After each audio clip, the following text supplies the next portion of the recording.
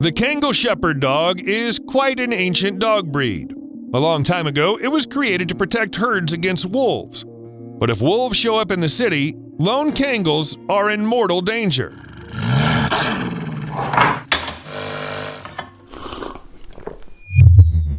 Take a close look at this video. What do you see? A street in some village at night? The dog is being chased by 3 wolves. They keep trying to corner it, and the wolves have numbers on their side. Besides, they're wolves. But at some point, other dogs show up. Seems like they came running here on purpose after hearing a cry for help. 3 dogs, and the wolves suddenly back off, as if they're just avoiding trouble. They don't want to mess with such opponents, and this is weird.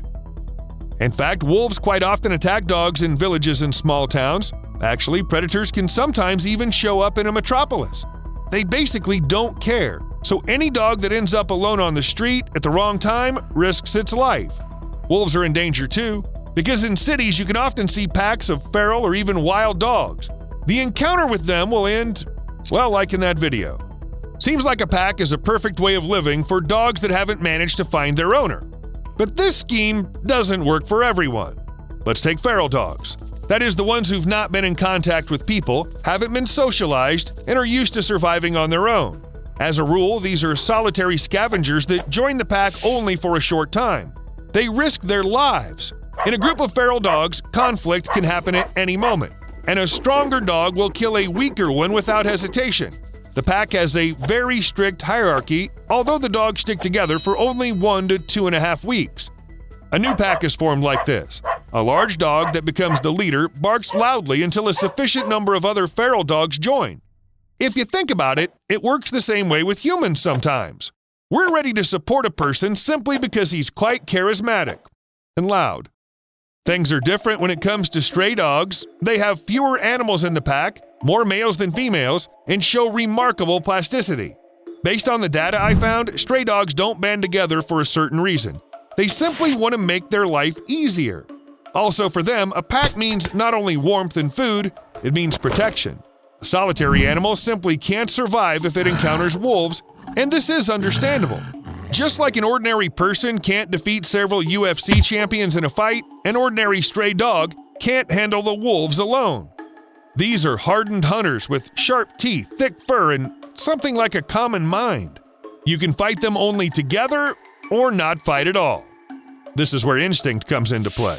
Protecting the pack is the most natural urge dogs have, because this skill is directly linked to survival and goes way back.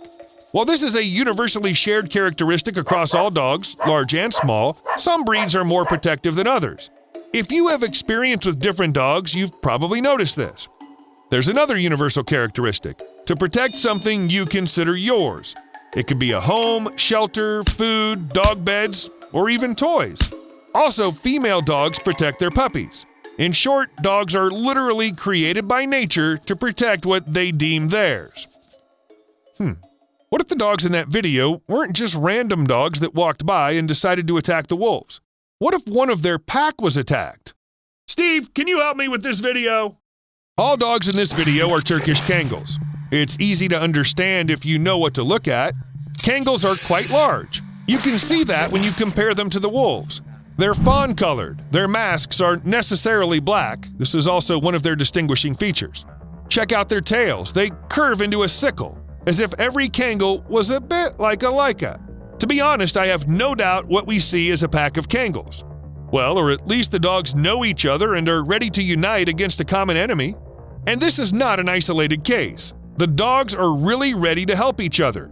They actually don't have to belong to the same pack. The dogs just come to the rescue. This is exactly what happened to 2 dogs, Tassa and Bella, who lived next door to each other. They were always friendly with each other, but one night Bella's owners were awoken to a loud barking. Their dog was trying to get out of the house. But as soon as Bella was outside, it became clear she rushed to defend Tassa, who was attacked by coyotes. How did she know something bad was going on? Did she hear something or get a feeling? Bella lunged at the coyotes, and then her owner stepped in, eventually driving them away. The coyotes managed to bite Tassa, but all things considered, it could have ended way worse.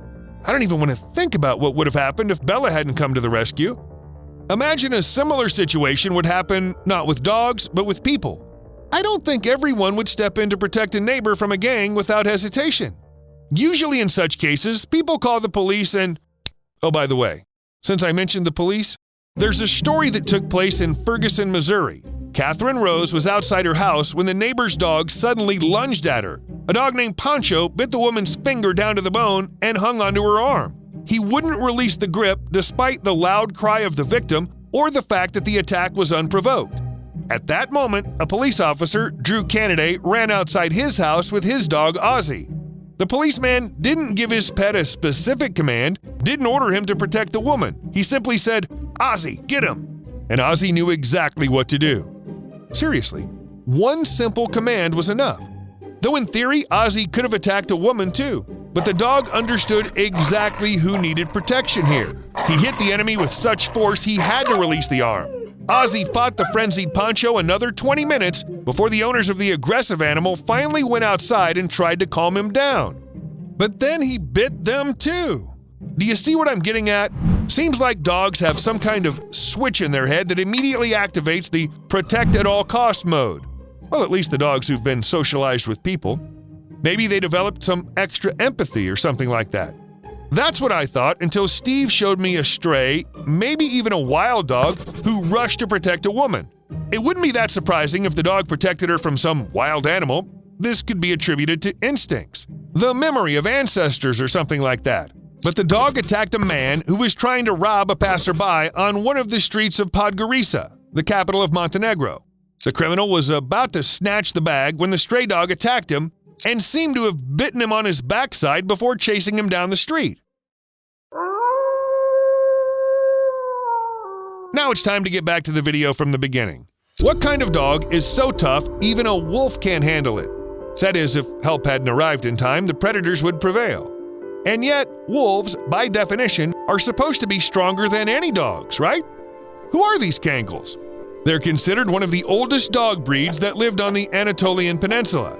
There's evidence that the Kangals have been living on the Anatolian Plateau since the time of Babylon. If you're not very versed in historical facts and dates, I'll give you a hint. Babylon was founded in 1894 BC, but other researchers went one step further. They claim that Kangals appeared 6,000 years ago. This is before Stonehenge was built. But there must be good reasons for the breed to exist for such a long time. When it comes to Kangals, there are plenty of them. The dogs boast terrifying size, thick fur that protects against bites, and fearlessness. They can easily kill a wolf. Sometimes the mere sight of a Kangal is enough to scare away large predators. I'm not necessarily talking about wolves. In some countries, Kangals protect herds from lions, cheetahs, and other large local cats. They can even fight back bears. But you know what question troubles me? The video I showed you at the beginning takes place not in a field or the mountains, but in a village, in a place where a lot of people live. What could the wolves even be doing in a place like this? I mean, I get it when one wolf accidentally comes out of the forest and wanders into the human area, but here we have several predators at once, who obviously came to the village on purpose. This is a completely different situation. Why would wild animals attack villages? Or show up in cities? Well, when it comes to wolves, it's mostly due to prey. It stays close to the city for protection, but the predators follow it. Where, for example, deer can live, wolves can live too. Actually, they perfectly adapt to any conditions, and even if there aren't enough deer in the city, wolves will always find food. In the end, there are always city trash cans. Well, don't forget, it's not always the animals that come to the cities. It's people who take over the land and build cities where wild animals used to live. They simply stay at home and don't even want to come in contact with us. Of course, I don't want to claim wolves are always totally peaceful and never bother people unless disturbed. Predators have been considered a huge issue for thousands of years since people started breeding cattle.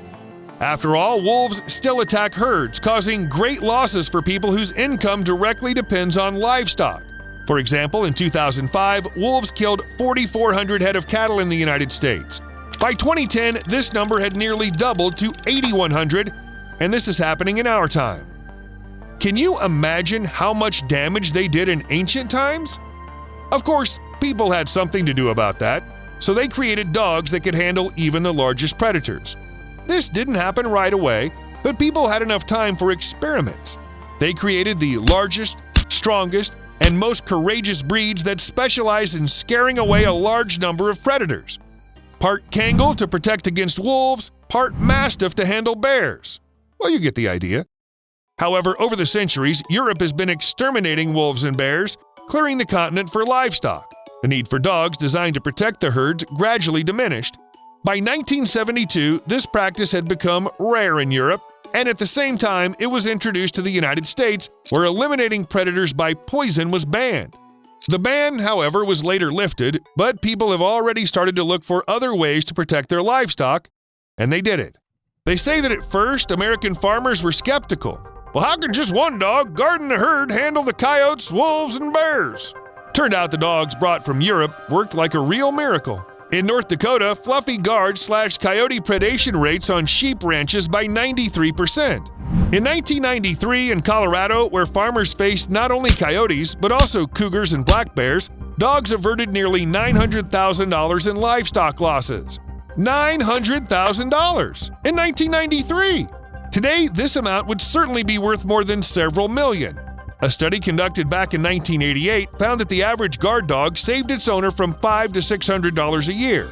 Again, keep in mind the fact that this is old data. Today, the amount would be much bigger. But the dogs not only saved a lot of money for people, they also saved the predators that were supposed to be fought. Of course, I don't mean dogs went over to the dark side and became traitors. To control wild animals, people often use poisons, traps, and firearms, which kill millions of predators every year. But guard dogs simply scare them away without claiming their lives. Actually, it's a win-win. Everyone's happy, except for the wild animals that have to confront these genetically modified guards. Although the coyotes have a trick up their sleeve. But that's a story for another time. See you later.